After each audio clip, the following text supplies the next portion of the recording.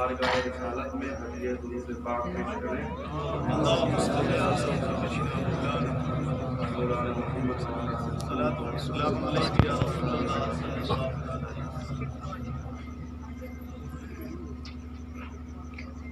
اتنا شدید غم ہے کہ احساس غم نہیں، اتنا شدید غم ہے کہ احساس غم نہیں، کیسے کہوں کہ آپ کا مجھ پر کرم نہیں۔ اتنا شدید غم ہے کہ احساس غم نہیں، اتنا شدید غم ہے کہ احساس غم نہیں، کیسے کہوں کہ آپ کا مجھ پر کرم نہیں، کیسے کہوں کہ آپ کا مجھ پر کرم نہیں، اور منزل ملے نہ ملے اس کا غم نہیں، منزل ملے نہ ملے اس کا غم نہیں، تم ساتھ ساتھ ہو یہ بھی تو کم نہیں، اس کا غم نہیں، منزل ملے نہ ملے اس کا غم نہیں، تم ساتھ ساتھ ہو یہ بھی تو کم نہیں، تم ساتھ ساتھ ہو یہ بھی تو کم نہیں۔ پیر نصیر الدین نصیر فرماتے ہیں کہ جو آستاں سے تیرے لو لگائے بیٹھے ہیں، یا غریب نواز، جو آستاں سے تیرے لو لگائے بیٹھے ہیں، خدا گواہ ہے وہ دنیا پہ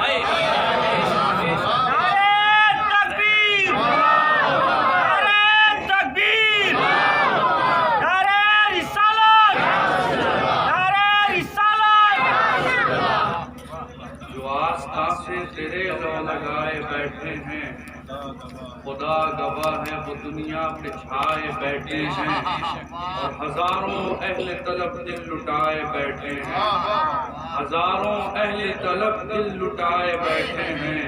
کہ آج بزم میں وہ محشر اٹھائے بیٹھے ہیں، کہ آج بزم میں وہ محشر اٹھائے بیٹھے ہیں، کہ آج بزم میں وہ محشر اٹھائے بیٹھے ہیں، اور یہ ایک ہم ہے کہ اپنوں کے دل نہ جیت سکے، یہ ایک ہم ہے کہ اپنوں کے دل نہ جیت سکے، وہ دوسروں کو بھی اپنا بنائے، یہ ایک ہم ہے کہ اپنوں کے دل نہ جیت سکے، یہ ایک ہم ہے کہ اپنوں کے دل نہ جیت سکے، وہ دوسروں کو بھی اپنا بنائے بیٹھے ہیں،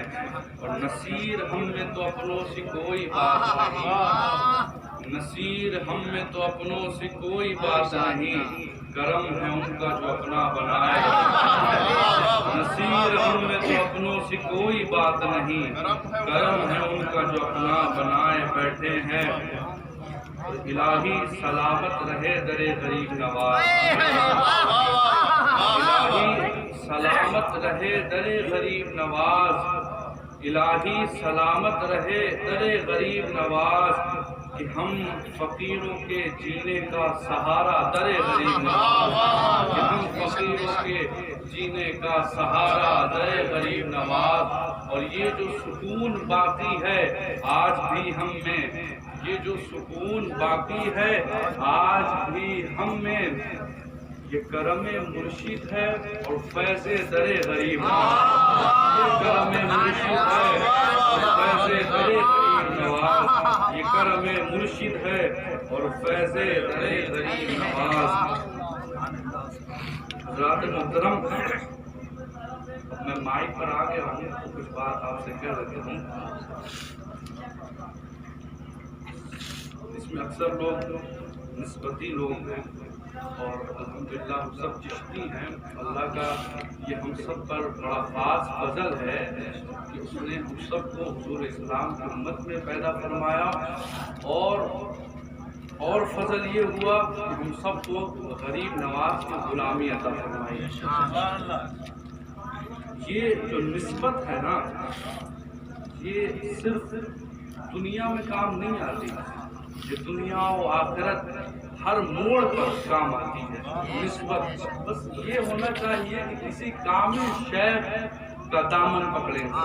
کسی کامل پیر کا کامل ہونا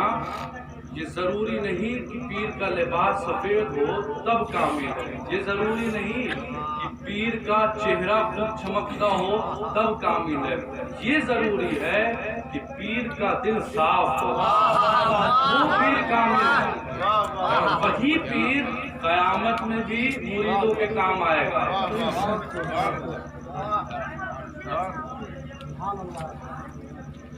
حضرت خواجہ غریب نواز رحمۃ اللہ علیہ فرماتے ہیں میرا ایک پڑوسی تھا، اس کا انتقال ہو گیا اور وہ خواجہ غریب نواز کا پیر بھائی تھا، یعنی خواجہ عثمان ہارونی سے وہ بھی مرید تھا۔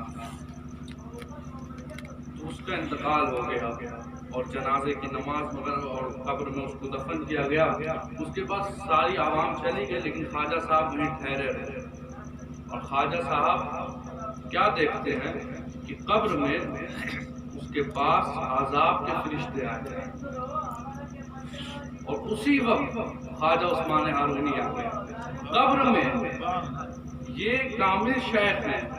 قبر میں مرید کا سہارا بن کر آ گئے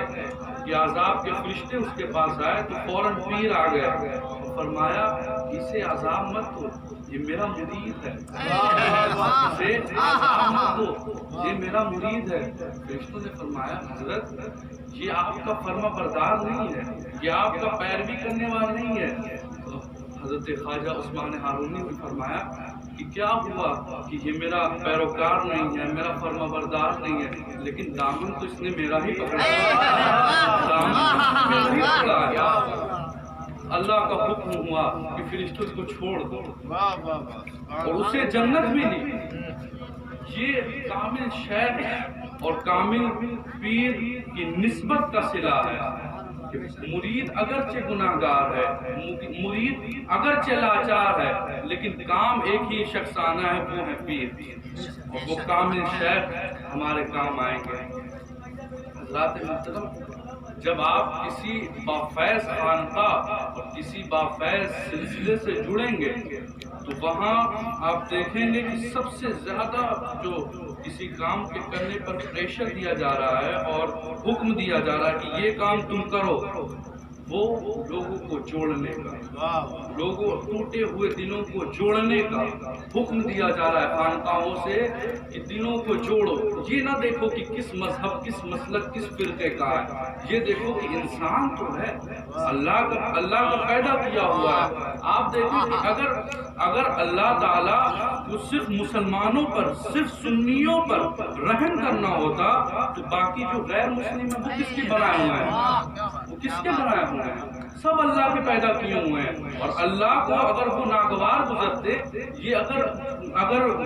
وہ فرما برداری نہیں کر رہے ہیں، لیکن یہ اللہ کی رحمت ہے کہ سدھر جاؤ، قیامت تک دروازہ کھلا ہے کہ سدھر جاؤ، کبھی تو داخل ہو جاؤ گے، کبھی تو راہ راست پر آ جاؤ گے۔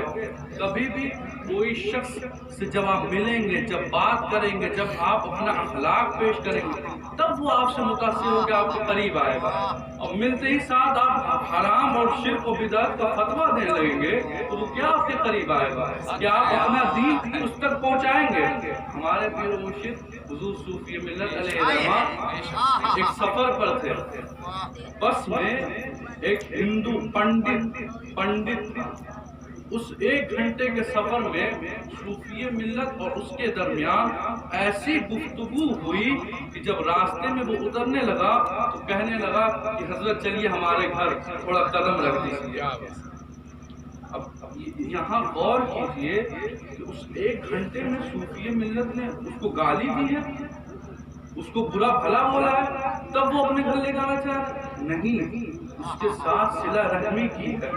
رحم کیا ہے اور اپنا اخلاق پیش کیا ہے۔ آج یہ جو دین ہم تک پہنچا ہے تو یہ حضور اسلام کے اخلاقی کی تو بدولت ہے، ورنہ حضور اگر کسی کو گالیوں کا جواب دیتے تو آج یہ جو اسلام ہم تک پہنچا وہ کہاں پہنچتا؟ نہیں پہنچتا۔ اور اسی پیغمبرانہ صفات سے اللہ نے مزین کیا صوفیاء کرام کو، مشائخ کرام کو، جو اپنی خانقاہوں سے اتحاد محبت کا پرچم اٹھائے ہوئے ہیں، اور ہم بھی انہی راستے پر چلنے کی کوشش کریں، اور جو سلسلہ چشتیہ اور سلسلہ دھاما شریف یا کسی بھی سلسلے سے منسلک ہے وہ اس بات کو